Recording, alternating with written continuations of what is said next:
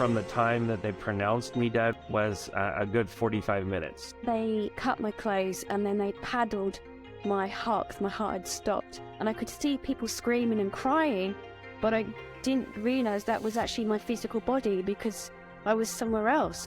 The only thing that I could feel, if you could imagine, absolute love and peace. There wasn't anything else to be felt.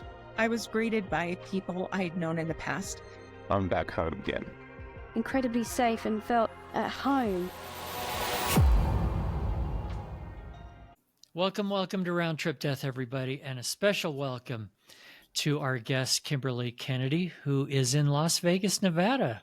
What's it like in Nevada today? Oh my goodness, the weather is so pretty. It's very nice out today. It's not too hot, still a little chilly, but it's beautiful.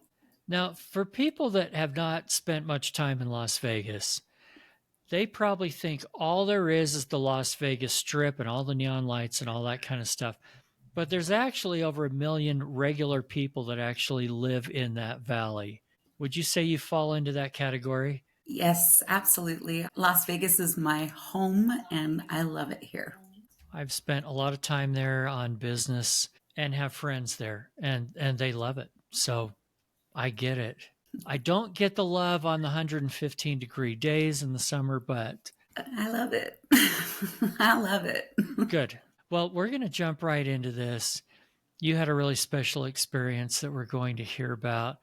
And before we do, I'm going to give you just 1 minute to tell us a little bit about Kimberly. What do you do in Vegas? Like I said, I've lived in Las Vegas my entire life. Most recently, my latest and greatest on me is I just got married. And so not only am I a brand new wife, but I also have got 4 stepchildren now. And so I'm an instant mom and it's the best. I love it.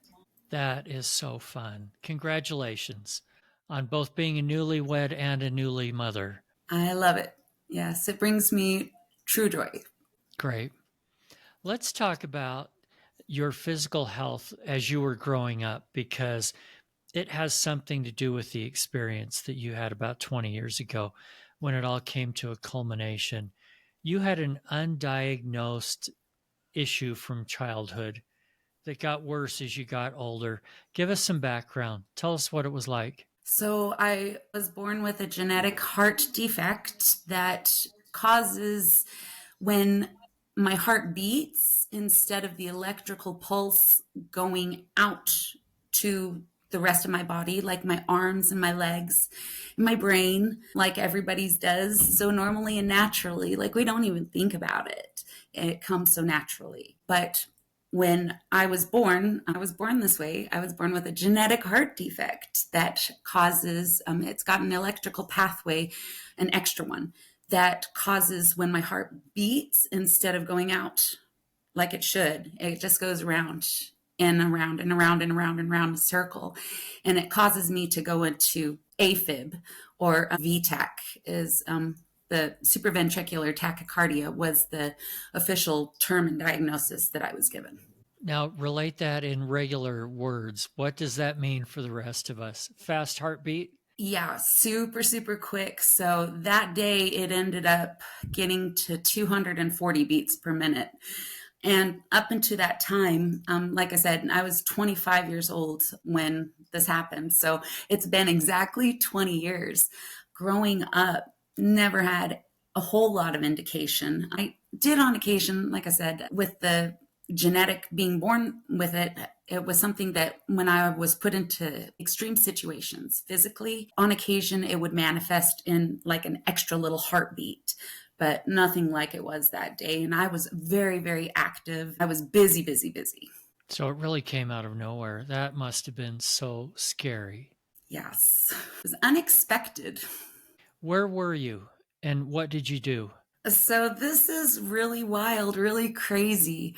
I actually was working at the high school where I went to high school at. So my alma mater. I was working there later. What happened that day, I had gotten up to go to work, and It was like any regular day, except I was running a little late. I had wanted to shower, but hadn't had the chance for one. So I ran out the door really quick, wanting a shower.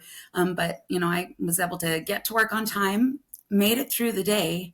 And then I was getting ready to go home. Everybody else had gone home for the day. I was kind of sort of last to leave. There were a couple other people there, but for the most part, it was just me. I was walking out to my car. And as I was walking out, I started to feel a little sick. I wasn't sure exactly what was going on, but I'm like, well, maybe I just need to get home and get a little rest. As I got to my car, I realized that I felt sick, but I also felt like my heart was racing, which was strange because I wasn't running. I wasn't doing anything physically strenuous, but I know what it feels like when I go to the gym. I get my heart rate up. Everybody knows what that feels like. But here I was just walking and hadn't been doing anything strenuous. And I had this feeling of like my heart was just racing and running. So I reached up, tried to find my pulse, and I couldn't. And I said, well, maybe if I can just drive myself to the hospital, I'll be okay. By the time I got into the car, I realized I was in trouble, that there was something going on, something was wrong. I remember thinking to myself, if I can find somebody to call 911, I might be okay. Like I had no clue what was going on. So what happened? Were you able to call 911? I didn't have access to a phone, so I actually ended up having to walk a mile back to the main building before I found help and before I was able to find a couple coworkers who they were able to call paramedics. The paramedics were really confused because I was only 25 years old. I wasn't very old, and I had never had symptoms, had never been diagnosed, but here I was with this heart rate they said, was getting higher and skyrocketing. So the paramedics got there. It was kind of a really interesting and funny interaction. The paramedics got there, and I really didn't want to go with them. I was just hoping that they would get there and snap their fingers. I don't know what I thought they were going to do, but I said, I really don't want to go. And the one paramedic, I remember, he looked at me and he said, okay, honey, he says, we can get you ready to go. Like we can get you in the ambulance, get you ready to go to the hospital and take you that way.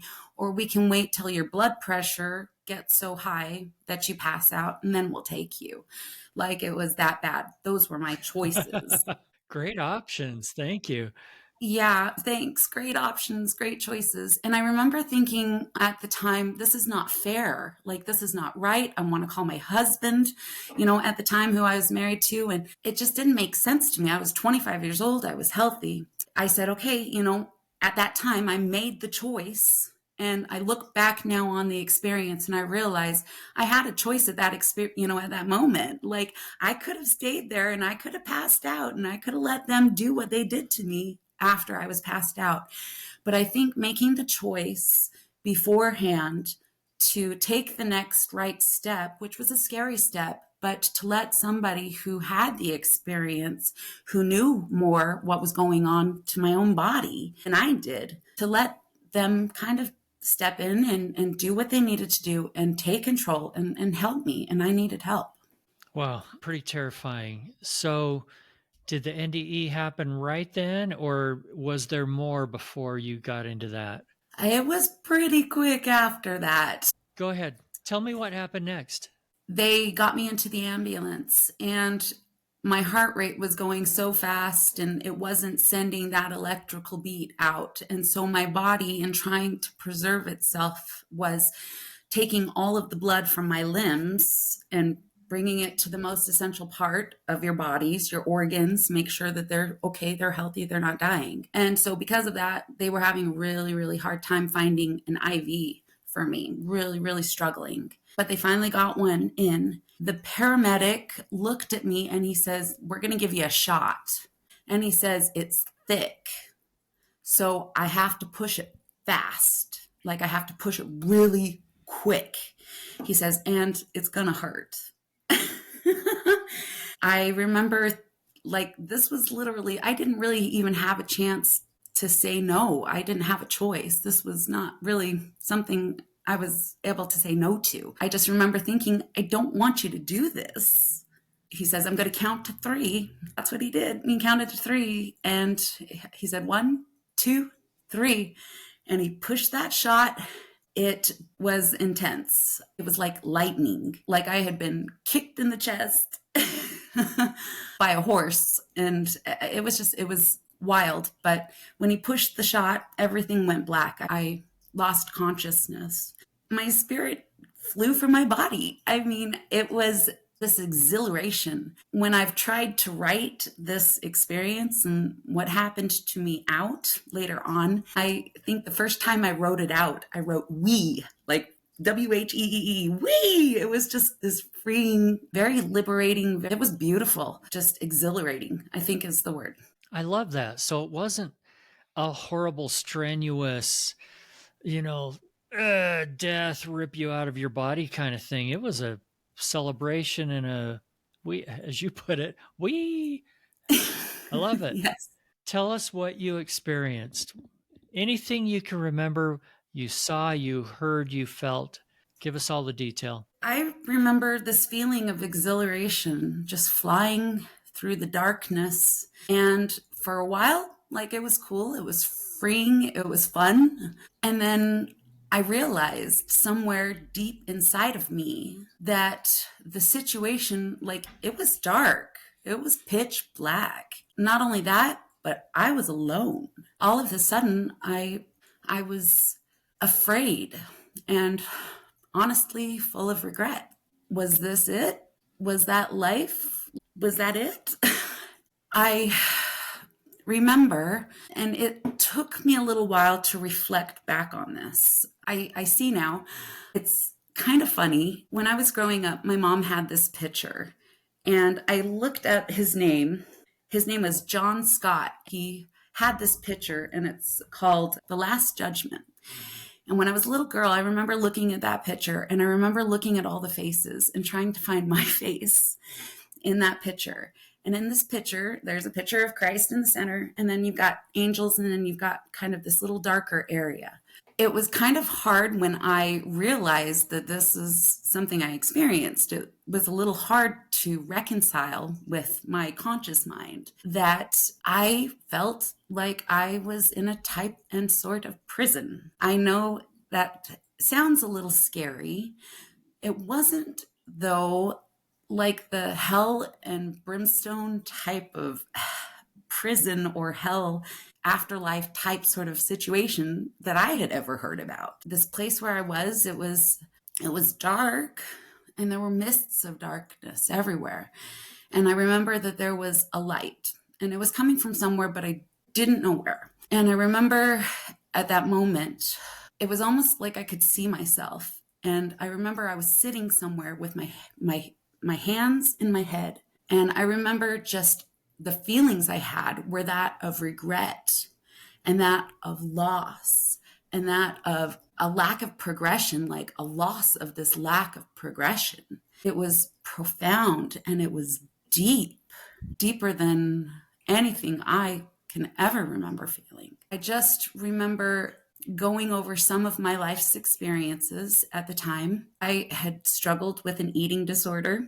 I'm in recovery from that. My husband and I, we were not able to have children. That was hard for me. One of the harder things, that I was dealing with at the time. Also, I was dying. I mean, my body was dying. I was mourning the fact of my own death. I was mourning the fact that I was dying. And I remember at that moment, it was so sweet, so tender, and a little hard to talk about. And this might be a little too sacred, but I hope that in sharing this, that I'm able to share some hope. I really feel I had an opportunity to see the Savior, to meet the Savior, Jesus Christ.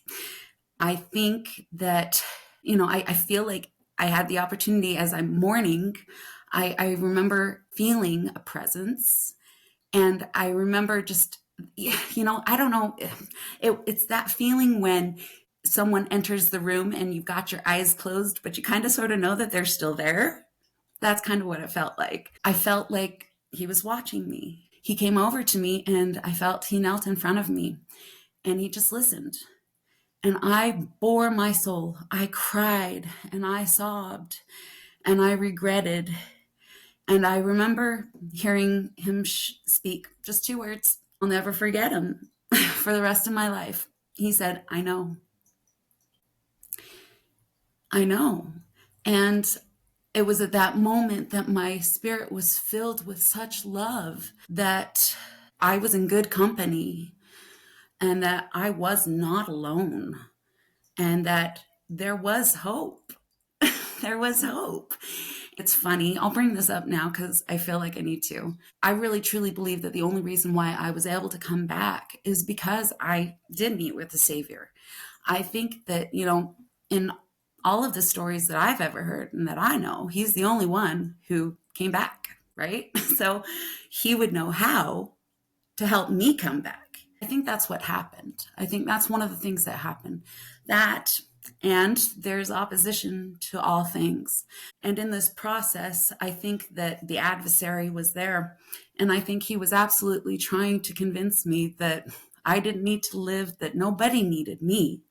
I was not necessarily important, but the Spirit confirmed to me that my life was very, very valuable. My experience was valuable, and that I do matter to others, and that I do make a difference. Going back to that place, that prison, and that experience with the Savior, after I had borne my soul to him, I felt like he gave me these 2 words, I know. And then we talked a little more. Like I shared with him some of my regrets, some of my sins, some of the things that I had done wrong. And, that I maybe needed his help with to restore me, to heal me from. He would explain to me how he would help me with those things.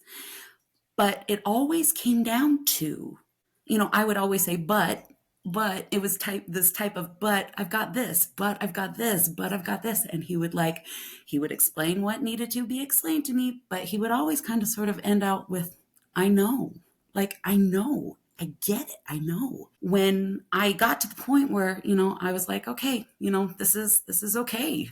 I'm going to be okay. I was still dying. And so I had to move through this process. But the next place that I went, this is the part for me I've had a hard time reflecting back on, but I hope after sharing my experience here, after listening to some of the experiences on your podcast and on your YouTube videos, I'm going to be brave.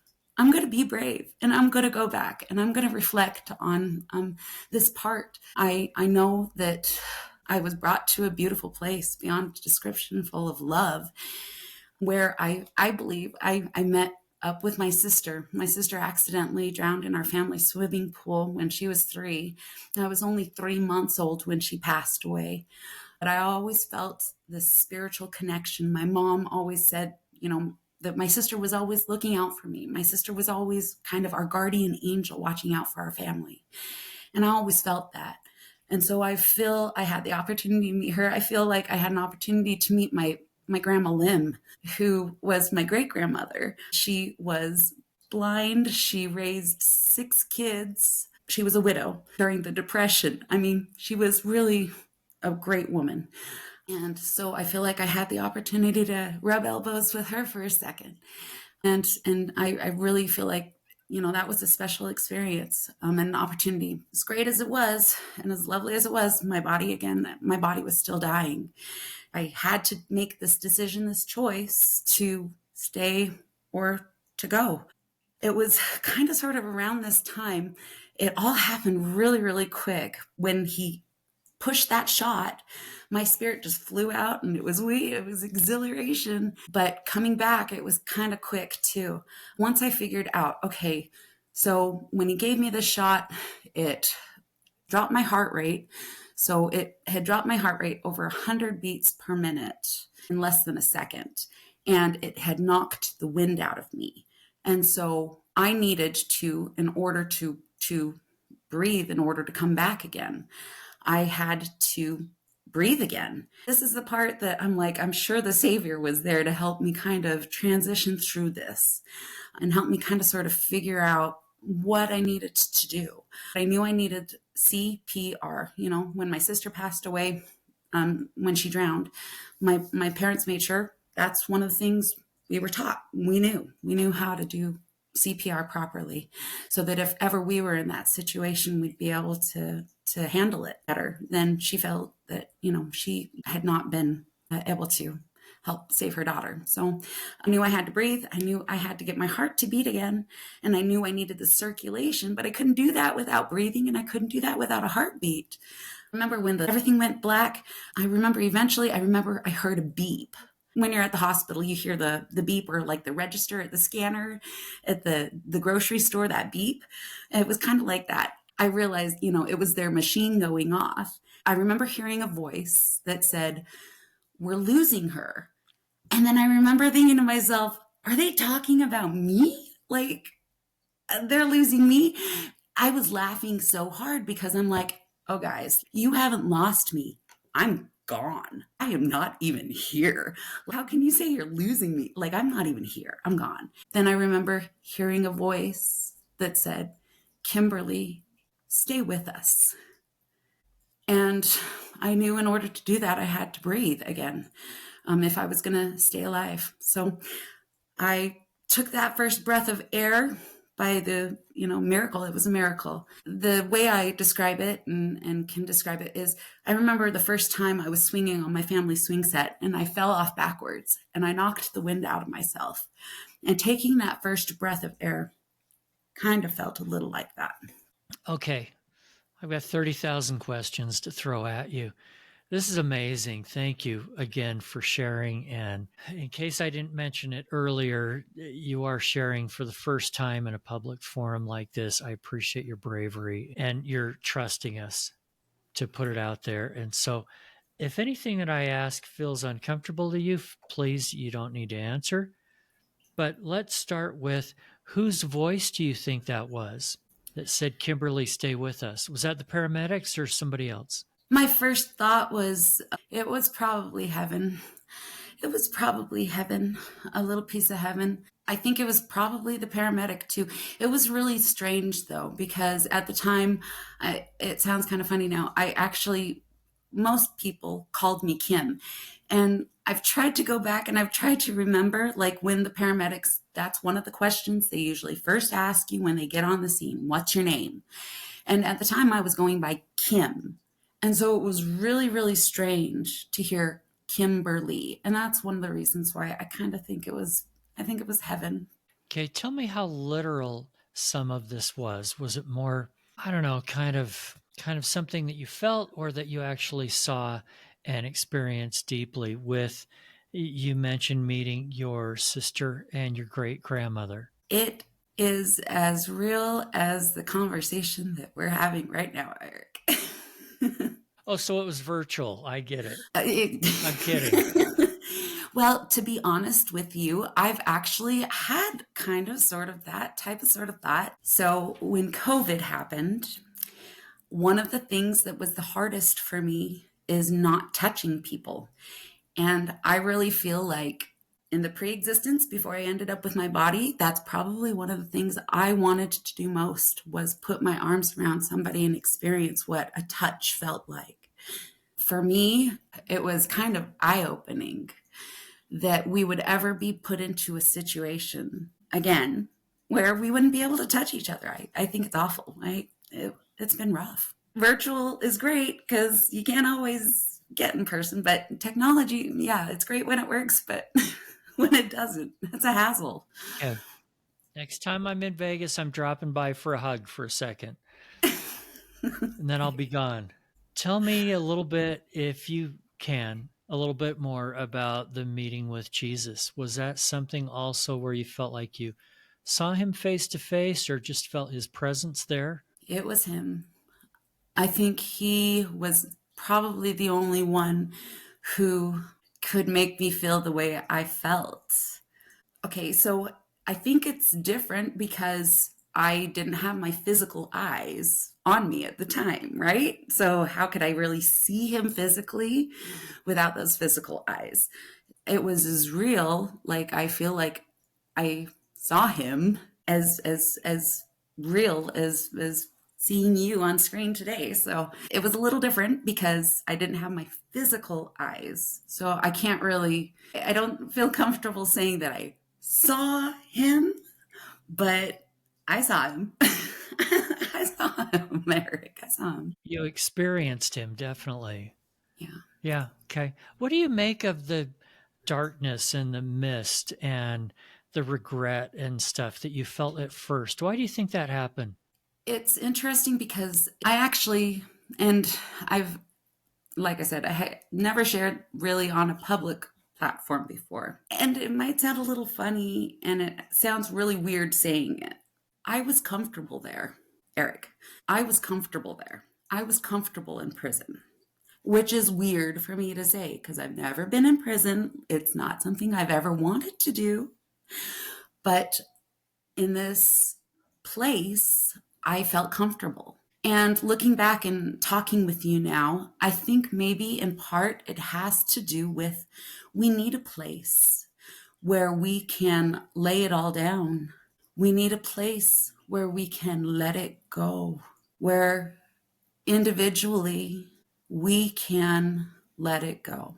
And when we are able to then let it go and move on and move forward and progress, our world opens up. It becomes beautiful, and hope and possibilities open up.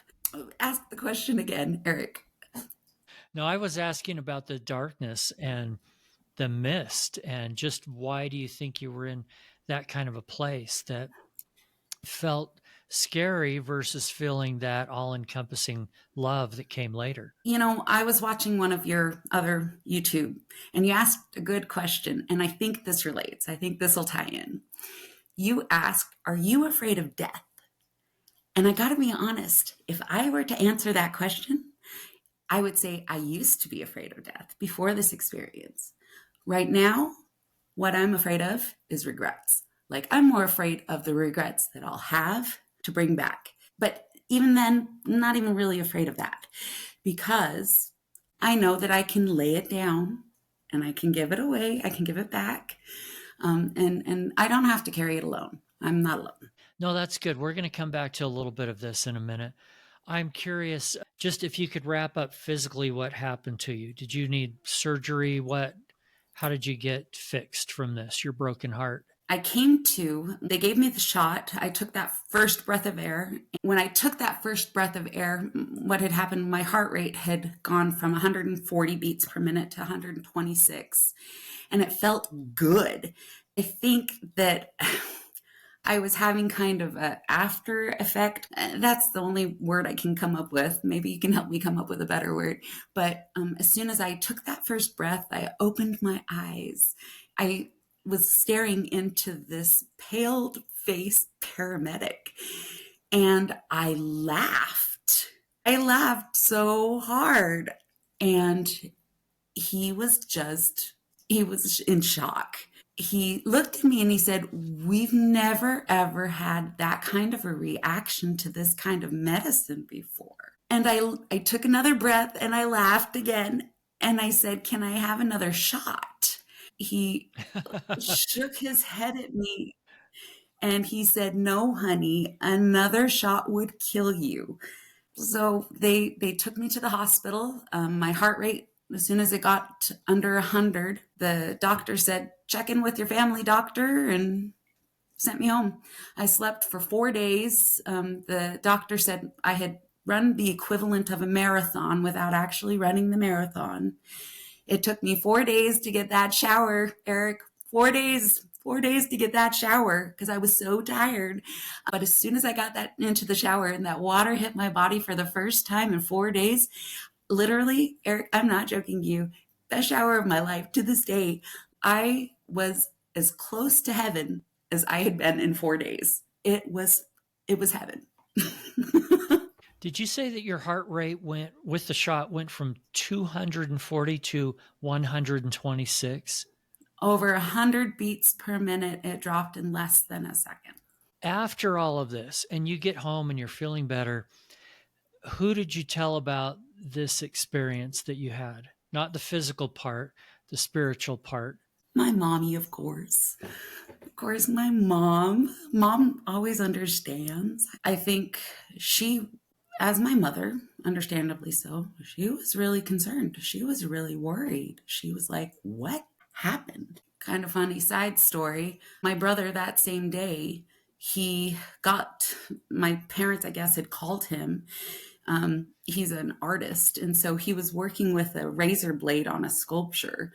And my sister-in-law, his wife, came in and she said, Kim's in the hospital. It's her heart. And he's like, what? And he forgot what he was doing. He cut his wrist, like huge inches, ended up in the hospital same day I did with stitches. He's got this huge scar. He didn't tell me about it till like 7 years later. He didn't tell me about it, stinker. Well, it was your fault. So he was being nice, right? The people that you told about the experience, did they believe you? Yes, because I'm just not one for telling stories that are in this context. I'm not a storyteller. I'm not. Yeah, I believe you. How did it change your life? I think I took a lot of things for granted before this experience. Even after this experience, even today, I'm telling you, it's terrible because I'm sure anybody who is probably even listening to the story saying, well, how can you have had these experiences and still make mistakes, right? Like, I mean, how is that possible? But it's possible. I'm human. I'm imperfect. I will continue to be imperfect. I will continue to make mistakes. But I think that for me, the experience, man, I thought I had it rough. It wasn't 2 years later. I ended up, and this might be another story for another time, Eric, ended up paralyzed and wheelchair bedbound for 7 years afterwards. I ended up getting divorced from my husband of 15 years, the one we weren't able to have any children with. Ended up getting divorced a couple years after that. It was a couple years after that, my parents ended up passing away in January and February. So I lost my parents in less than 30 days of each other. And so I think having this NDE for me was a tender mercy. It prepared me for harder things in this life that I would have to then make choices about. Hopefully, again, like I said, not so afraid of death, but of regrets, like making good choices and making sure that I don't have any regrets. And if I do have regrets, fixing them as quickly as possible and not holding on to them, moving forward. But I mean, have also experienced this really, really great thing we talked about before. I just got married. Like, I'm a mom now. Like, I've got kids. This is great. So my whole life is a blessing. I look at every step that I take as a blessing, every heartbeat, every breath, Eric. And I'm just so grateful for the opportunity to share that. The last thing that I want to talk about, and now I am going kind of back to what I said I was going to, and that is your experience with Jesus. You went right from all these regrets and all of this darkness and everything to being with him and feeling the love. And I forget your exact words, but can you just delve into that a little bit deeper? It's a peace that passes all understanding. Because I was in turmoil. I was conflicted. I was full of regret and I was dying. And I guess now the thought that comes to me is it's the difference between life and death.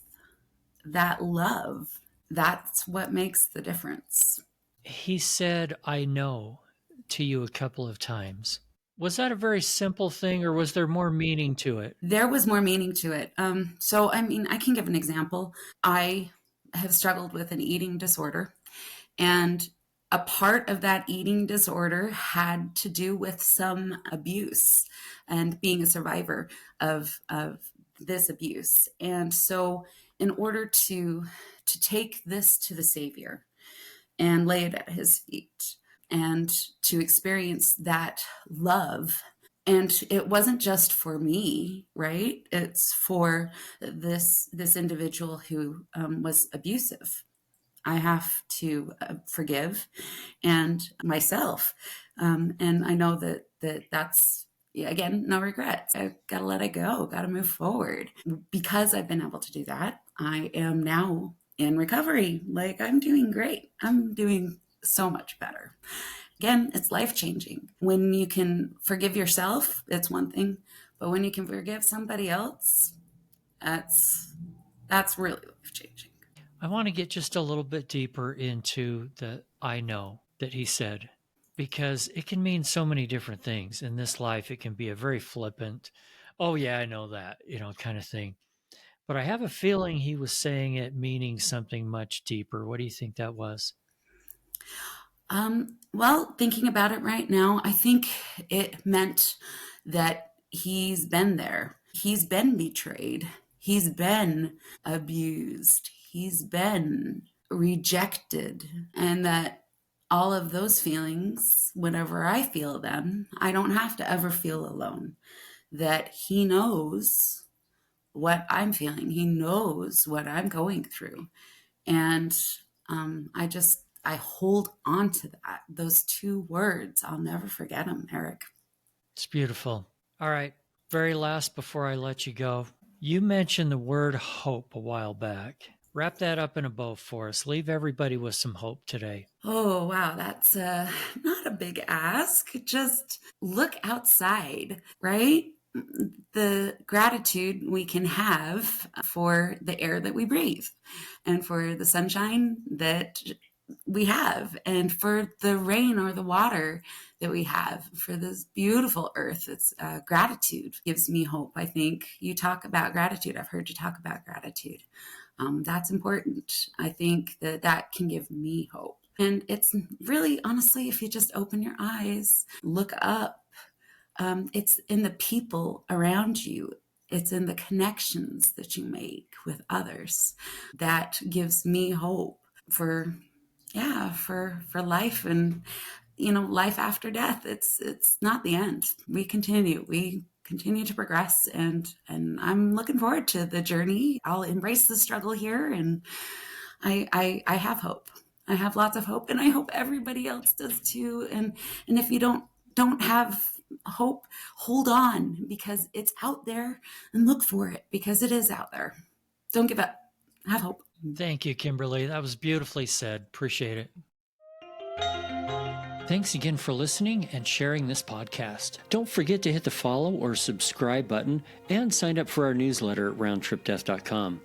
If you want to share your near-death experience, or if you have questions or comments about the show, send an email to eric@roundtripdeath.com. Until then, I wish you everything good that you're looking for in this life and the next.